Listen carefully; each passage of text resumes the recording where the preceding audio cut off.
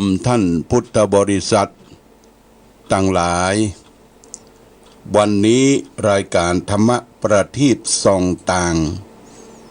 ก็ได้มาพบปะกับพ่อแม่พี่น้องศรัทธาสาธุชนญาติโยมแห่งครั้งหนึ่งวันนี้เป็นวันอังคารที่17เดือนพฤศจิกายน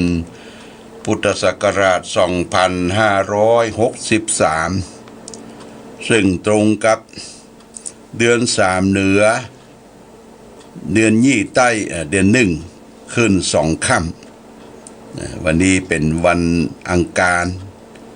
ญาติโยมท่านสาธุชนทั้งหลายแล้วก็วันนี้ก็เป็นวันที่2ของการที่คณะแพทย์แผนสมุนไพรจากภาคใต้ได้มาดูแลไข้ป่วยของพ่อแม่พี่น้องศรัทธาญาติโยมณที่วัดพระบาทอุดมน้ำบ่อสาวาเกี่ยวกับตาต้อตาลมและก็เกี่ยวกับโรคภัยไข้เจ็บกระดูกทับเส้นหรือปวดนั่นปวดนี่ร่างกายมาตรวจดูนะญาติโยมนะแต่ก็ต้องบูชาค่าครูค่าหยังเปิ้นเพราะว่าเปิ้นเดินทางมาไกลประมาณ20ชีวิตได้มาปังหลักปักฐานดูแลพยาบาลที่เป็นโรคเรื้อรังมานมนานเกี่ยวกับโรคตาพ่องเกี่ยวกับโรคเจ็บไข้ได้ป่วยตั้งกระดูกตั้งเอ็นทับเส้นกระดูกทับเส้นเนี่ยญาติโยมลองมาเอวพอเด้อเอวพอสังเกตการเอามือกันแล่งก้นแล้วก็สังเกตการณที่ศาลาพุทธบริษัทวัดพระบาทอุดมน้ำบ่อสาวาก็จะเป็นวันที่2แต่ว่านี่ผ่านพ้นไปวันหนึ่งแล้วก็เปิ้นจะอยู่ที่เมืองฝางนี่ก็ถึงวันที่18วันพรุ่งนี้ก็จะไปที่อื่นแหมญาติโยมลองมาคิดพิจารณาเอาบยุกบยาก็เป็นอย่างมาพอสังเกตการเปิ้นก็มีผลิตภัณฑ์เกี่ยวกับสมุนไพรมีกาแฟมียาสีฟันสมุนไพรมีสบู่สมุนไพรลองมาพอญาติโยมเด้อมาพอมาสังเกตการอันนี้ก็แจ้งให้ท่านทั้งหลายรับทราบมาณโอกาสนี้ญาติโยมท่านสาธุชนทั้งหลายเรื่องการเจ็บไข้ได้ป่วยเนี่ยมันมีกันจู่คนเมื่อเฮาเป็นหนุ่มเป็นกำเป็นบ่าวเป็นเตียวตอนนั้นมันยังบ่พากฏเด้อร่างกายเนี่ยมันทนต่อโรคภัยไข้เจ็บบางคนก็ทดลองร่างกายกินเหล้าเมายาก้นโบก้นบะญาติโยมตอนนั้นมันทนได้อยู่นะญาติโยมนะพอเฮาแก่ตัวร่างกาย50-60เข้ามาแล้วความภูมิต้านทานของร่างกายมันก็หมดไปแหละทุกสิ่งทุกอย่างเกิดแก่เจ็บตายมันก็มาเบียดเบียนสภาพร่างกายตอนไปเนี่ย50-60-70ขึ้นไปต้องซ่อมละญาติโยมพอเฮาสมบุกสมบันโลกบางคนนี่เป็นหนุ่มแต่ก่อนเนี่ยกินเหล้าขาวปดโตกินเหล้าขาวกินยาขึ้นสูบบุหรี่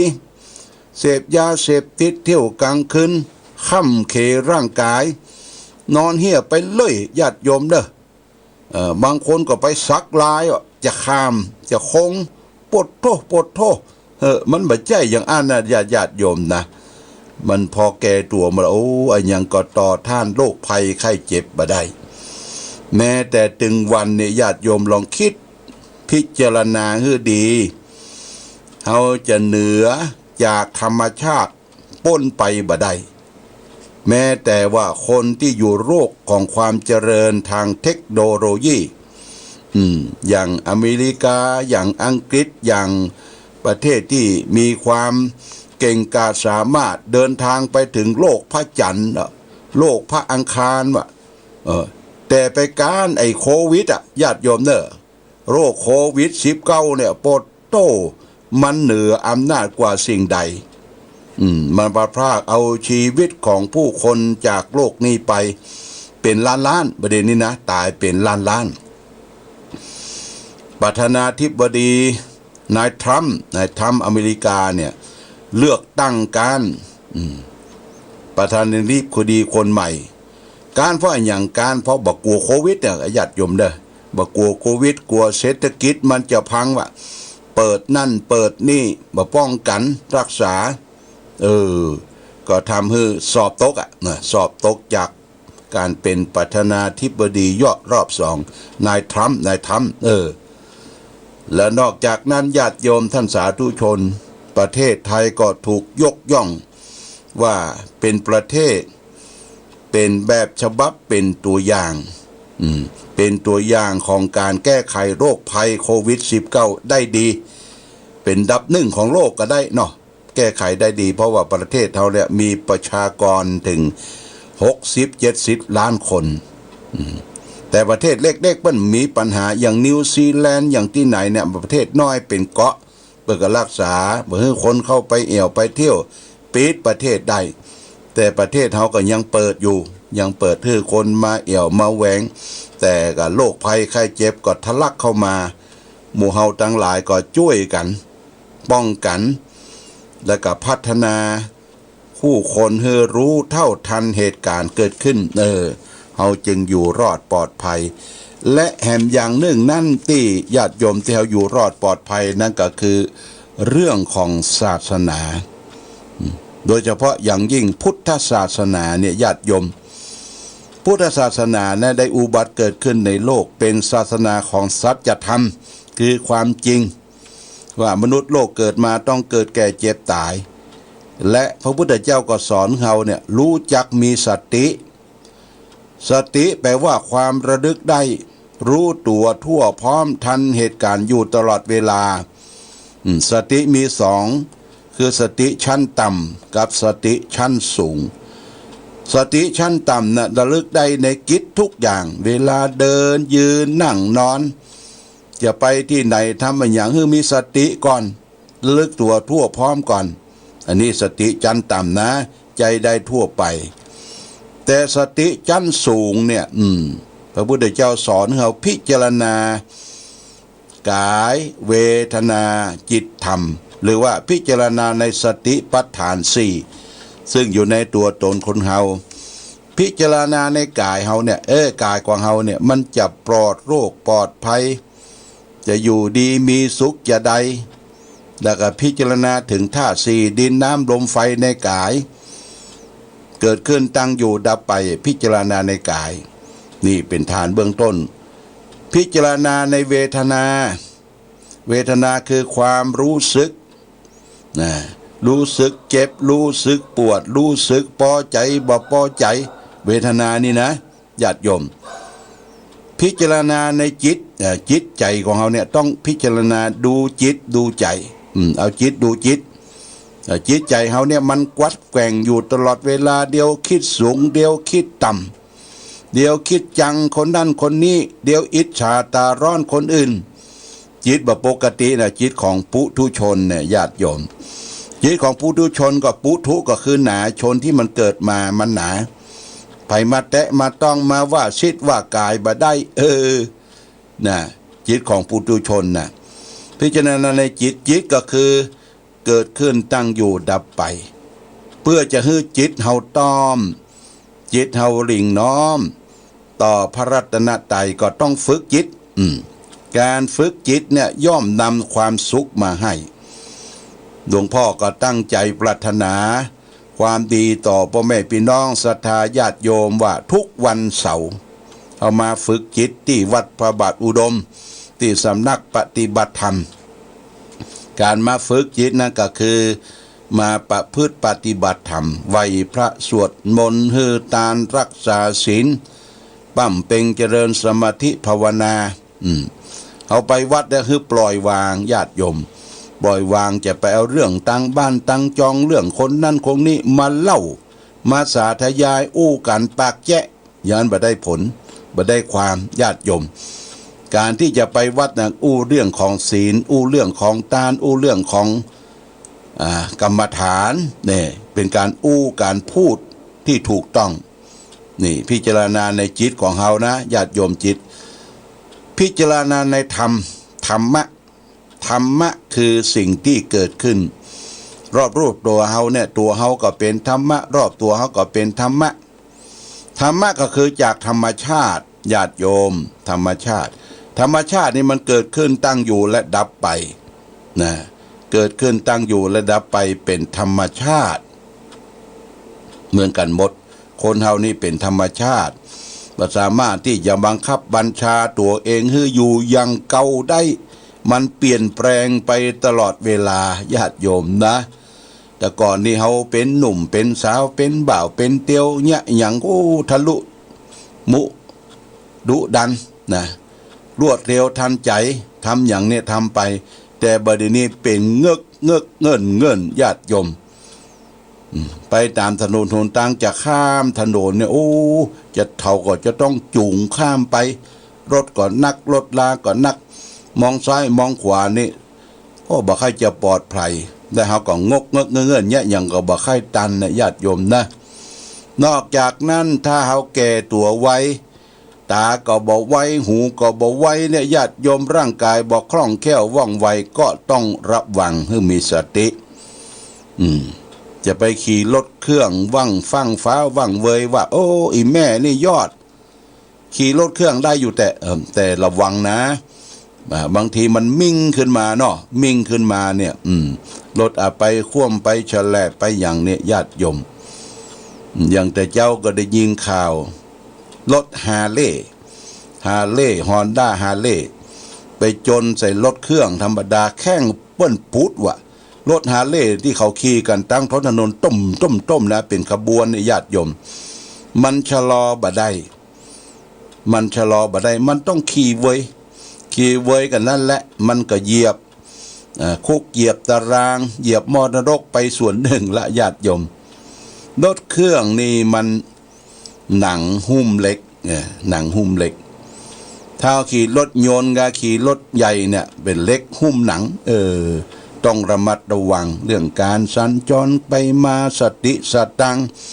ญาติโยมบ่มีความจำเป็นจะไปขี่รถเครื่อง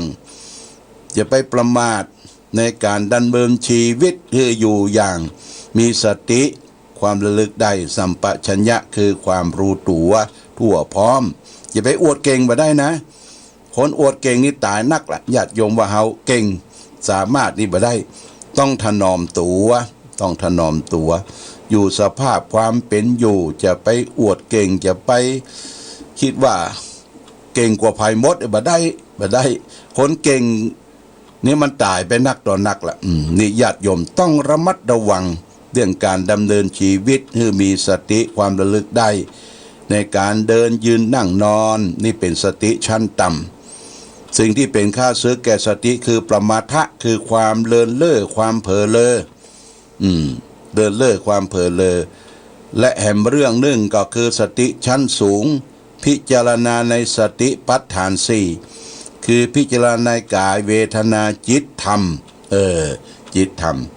โดยเฉพาะอย่างยิ่งธรรมะคือพิจารณาบ่อยๆเกิดขึ้นตั้งอยู่และดับไปของที่เฮามีกินมีใจตึงวันนี่มันเป็นของสาธารมันเป็นของสาธารณะญาติโยมนะบ่มีไผที่จะเอาติดตามตนตัวไป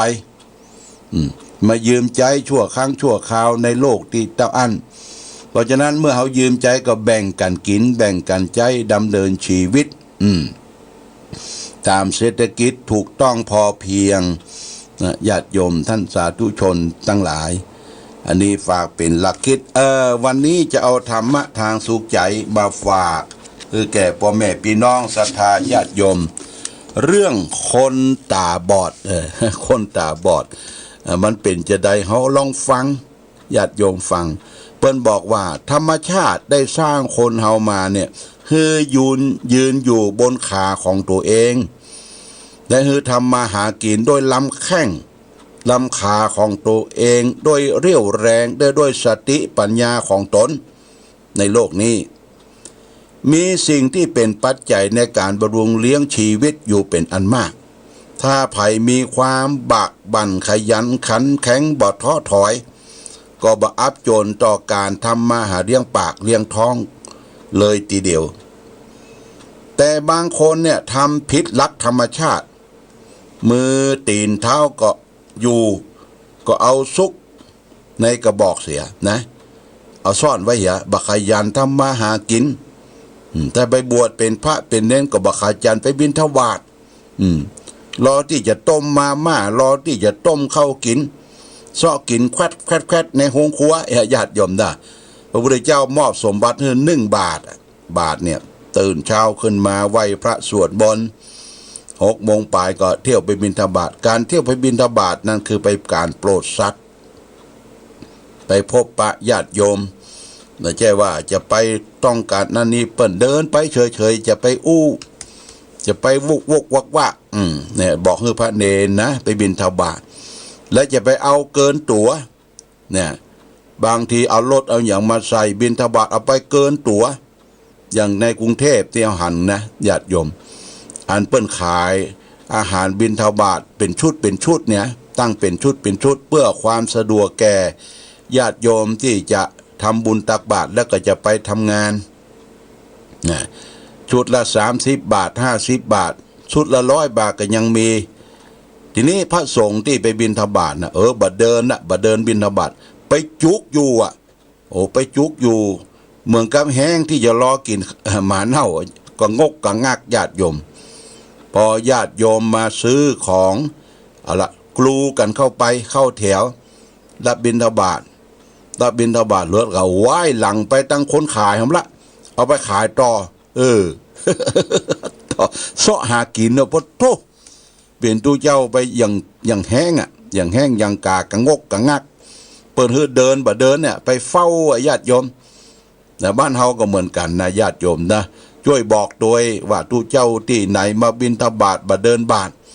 ไปเฝ้าปากประตูกาไปเฝ้าห้างร้านกาช่วยบอกมันผิดลักวิสัยของสมณะของผู้บวชในญาติโยมพระพุทธเจ้าสอนว่าบิณฑบาตเนี่ยบ่ให้เกิน3 บาท